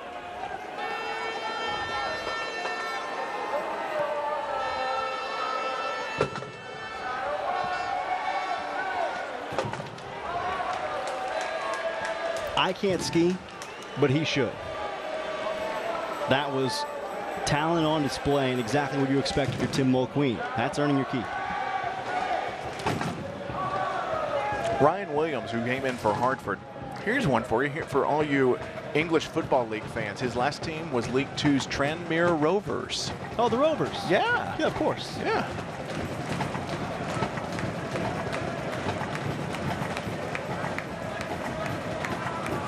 They're going through a warm summer over in the UK. Not as warm as here, but I talked to my aunt earlier this week. She lives over in Lincolnshire. Google that. I'm not going to explain where it is, but she was complaining that it was 79 degrees. 79? Yeah. Oh, gosh. Please, don't throw me in that briar patch. 85 here at kickoff. Fired in and knuckling past Levine. Kunga with a speculative shot there. But he had a little bit of space, and he figured, you know, he's going to have a go with that. Look at that. He gets past Kunga, and there from about 25 yards out, he's trying to go far post on Levine. Levine had it covered anyway. Tune in to ESPN 3 on July 12th for a special Friday night edition of Wednesday night soccer when Tacoma Defiance invades the fortress that is Zions Bank Stadium to try and slow down a surging Real Monarchs side. It's Wednesday night soccer on a Friday. See you all July the 12th on ESPN3. A foul in the midfield will give possession back to the boys in blue. Dan Metzger's put in a shift tonight. It's nice to have him back 100%. I think he's that guy that you want to take if you're just going to go out and about, kind of like your wingman, your bodyguard. He's just tough. He can play. Yeah. And that has been to the benefit of all the Memphians and Tim McQueen this evening. Metzger is sitting on a yellow. Feels like half of each squad is sitting on a yellow.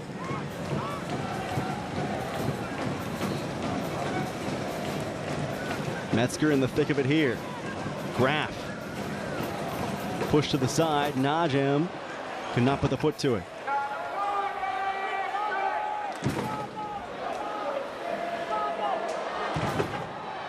Memphis has scored 3 times this evening. Hartford Athletic FC just once. All the goals for Memphis 901 FC brought to you by Chick-fil-A Mid-South. And don't forget, because the Memphians have scored twice tonight, that gives you a special deal. Can Kunga make it even more special? Indeed! Lagos Kunga, 4-1. What a ball from Jochen Graff. Holy moly. But again, it's nothing unless you put the exclamation point on it. And I know I can tell how Lissick feels about that. I mean, what are you going to do about that? Holy mackerel, Atlanta United fans have got to be rejoicing. Here's the Loney's first goal. Graff with a good layoff. Kunga able to get around it, goes near post. Drilled that home. That one, I know this is 901 and we're down in the 38103. That one may, if there wasn't a net there, may have gone into 38104, 38112. That would have crossed Mississippi lines. Yeah, with the swerve it had on it, it could have landed in Olive Branch. All things are possible when you kick the ball that hard. Holy mackerel. An absolute screwdriver into the back of the net for Lagos Kunga. And the Memphians are starting to feel it here. Their first home win at AutoZone Park on deck. Lee fed in, posted up inside, through the thicket. It skitters away.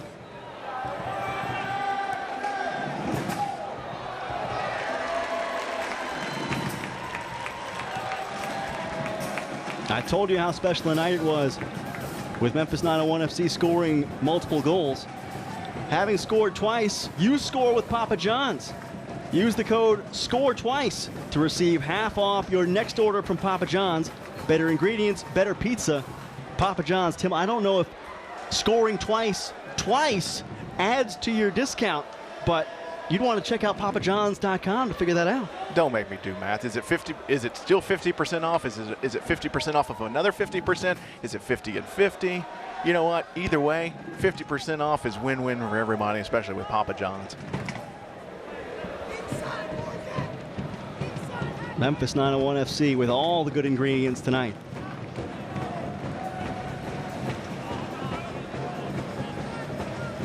I reckon we should probably start texting the powers that be and try to help them figure out who in the world the man of the match would be. It's a toughie. It is a tough one. I think the leader in the clubhouse, literally and figuratively, Elliot Collier, having already served his time. A brace of goals this evening. Put Memphis out in front in the first half, and they have not relinquished the lead. Birch trying to flip it away from Swartz.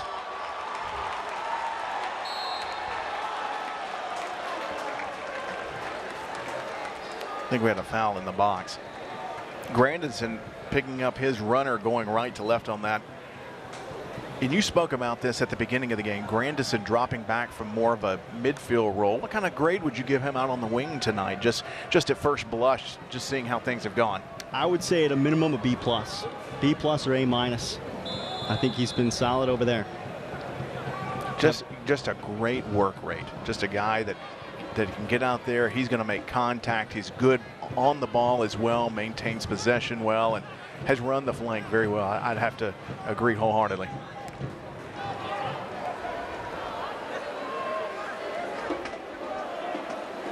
Mark Birch returning.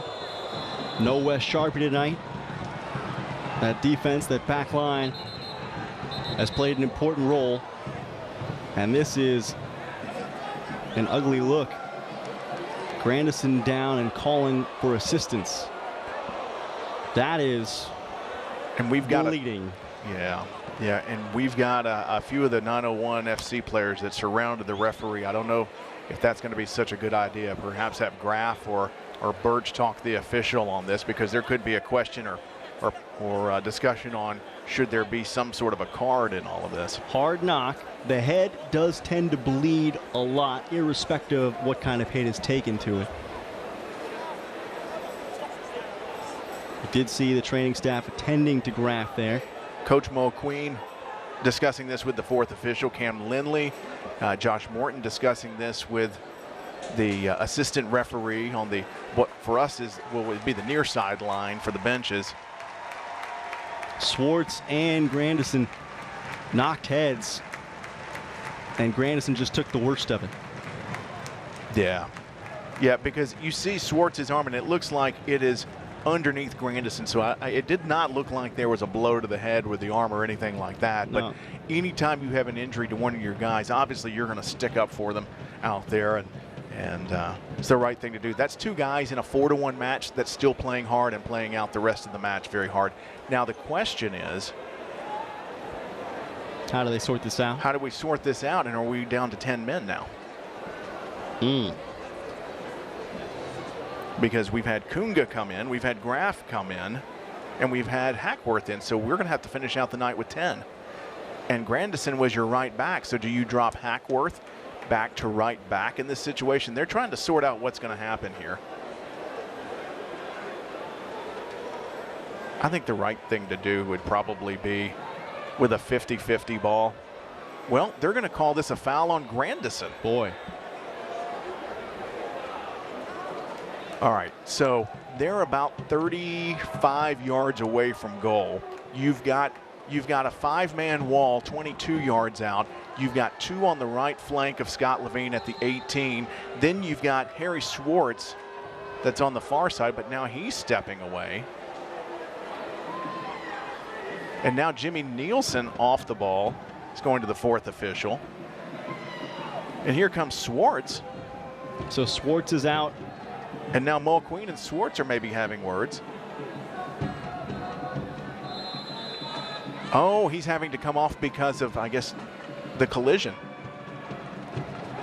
Knocked right into the wall. And now out of play, which of course the Memphians love. As they say at the old ball yard, just a bit outside. Steves could not get it through the thicket of Memphis defenders.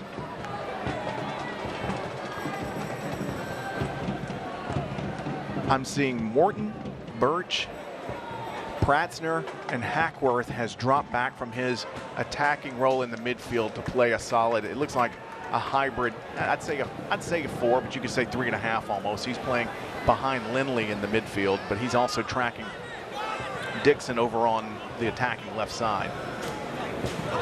Hackworth, an experienced defender, 3 starts previously this year. We'll try to hold the line for Memphis here in the final 10 minutes, because there will be stoppage time. Plenty of goals, plenty of knockdowns.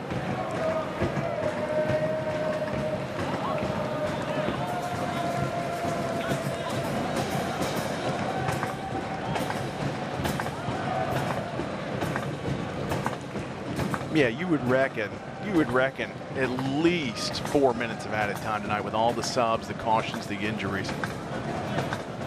Fans, the USL unveiled its elite youth program, USL Academy.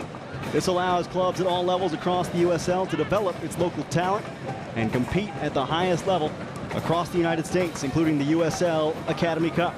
For more information, visit uslsoccer.com/academy.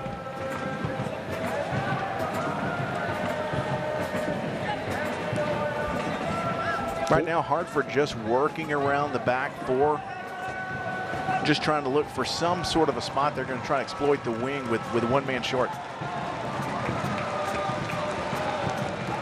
And Ewan Grandison looks to be trotting back on. Uh-oh, are we going to the book here for a shove?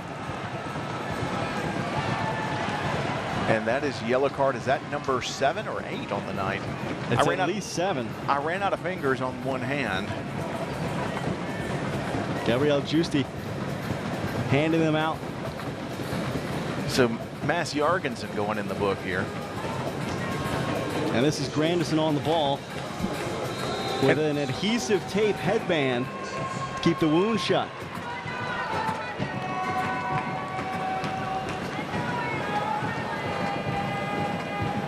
Hey, I know Collier got a hat trick. Ewan Grandison kind of gets the emotional vote right now, doesn't he? He gets honorable mention at the very least for man of the match, yeah. You bleed from the head and you come back into a match, that's a pretty big deal. It has taken bold strokes tonight for Memphis 901 FC, but they are in position to claim their first ever franchise victory inside AutoZone Park. 10 seconds until stoppage time. Yeah, this will be a USL Championship first. Of course, you know, the first time that they won here was against New York Red Bull under 23s in the US Open Cup in one of those initial rounds. But to be able to do this at home in the league is a historic night here at AutoZone Park. And people have been treated to a very entertaining match and an emotional match, too. 3 minutes of added time coming at AutoZone Park.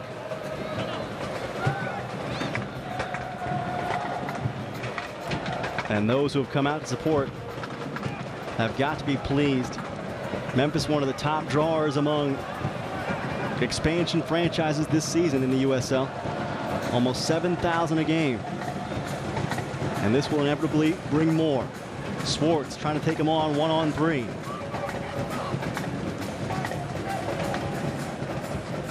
Birch redirects. Steves in harm's way for a moment, and then Levine on the collection.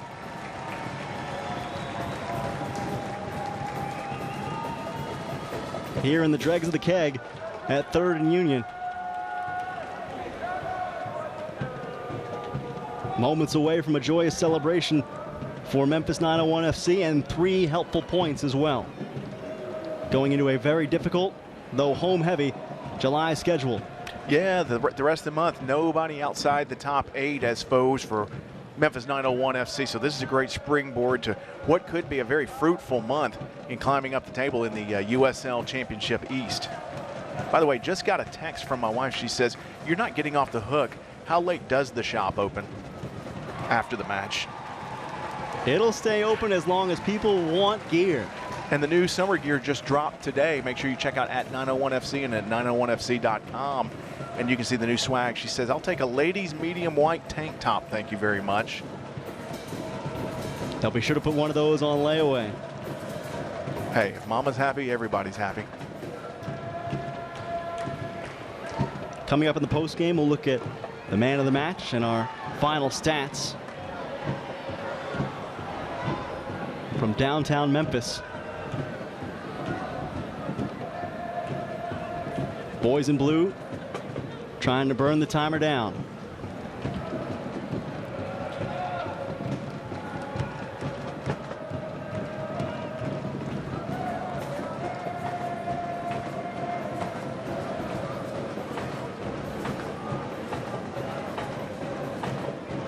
What a collection of moments this evening. Peter Voigt here. Of course, Craig Unger. I think I saw Tim Howard in the house tonight. Just a few seconds away.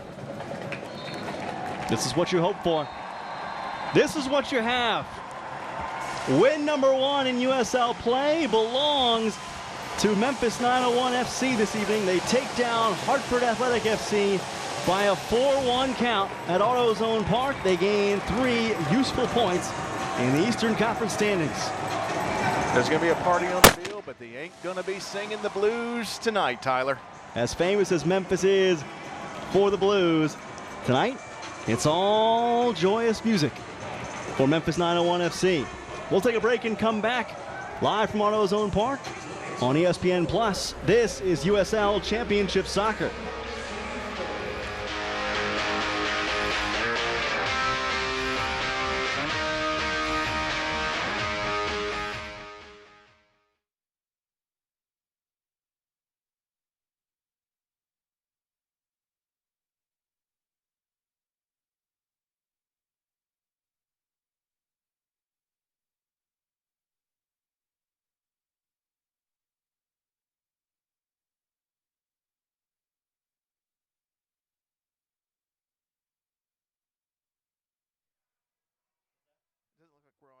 It doesn't look like we're on for a very long time.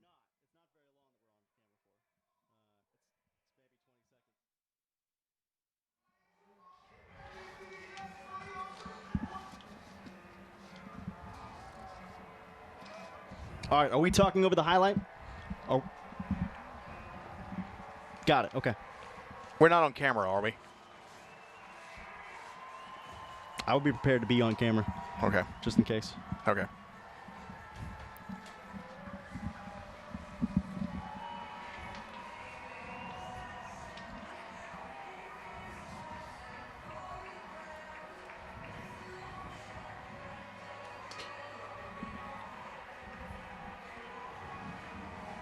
All right.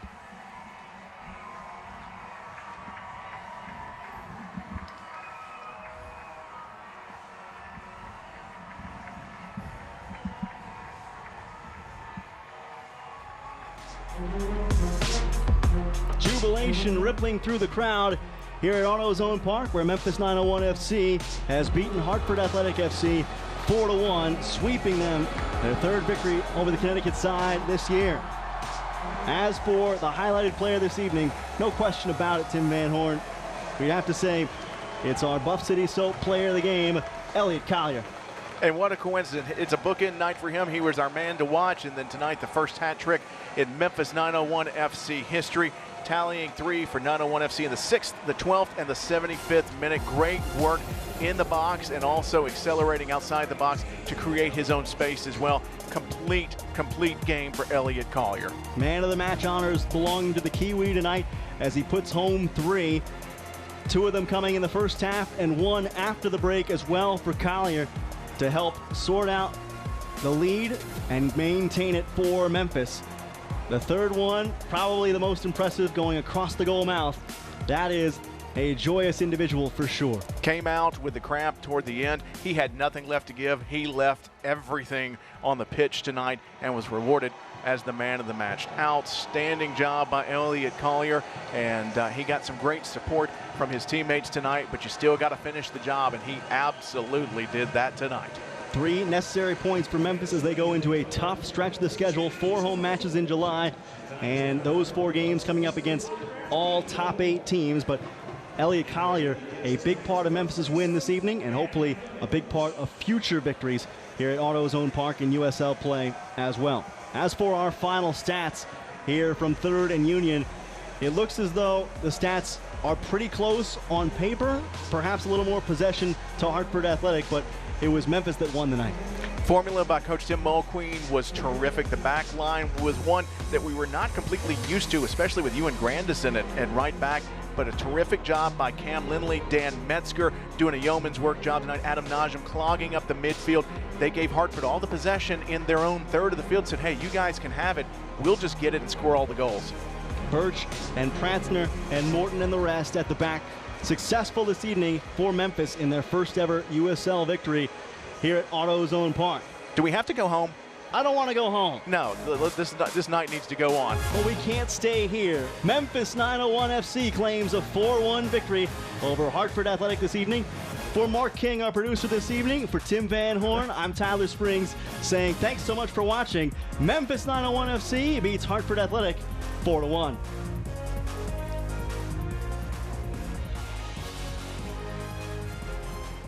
This copyrighted telecast of the United Soccer League Championship cannot be retransmitted, rebroadcast, or reproduced without the expressed written consent of the United Soccer League Championship.